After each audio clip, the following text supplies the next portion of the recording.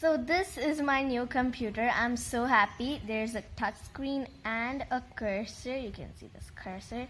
And so we have Google Chrome. We installed Google Chrome and an antivirus software this morning. Things open really quick. Now if you take my old computer, after a million years a Google Chrome would open. As I was saying, this is also 360 rotational. Now it can it has a smart place which it can understand that you have to turn to tablet now. And then now you're gonna search think what about your searching tool. The keyboard will not work when you switch to tablet mode, and this that's what we have. So we can search here, and also it has an emoji button, which I'm so glad about.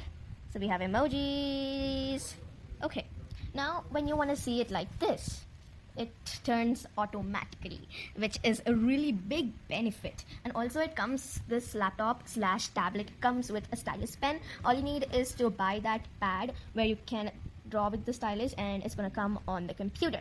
So yeah guys, that was a quick review on my computer. I hope you enjoyed it. Give a big thumbs up, don't forget to share and subscribe for more daily updates. So you get many more reviews like this. Until the next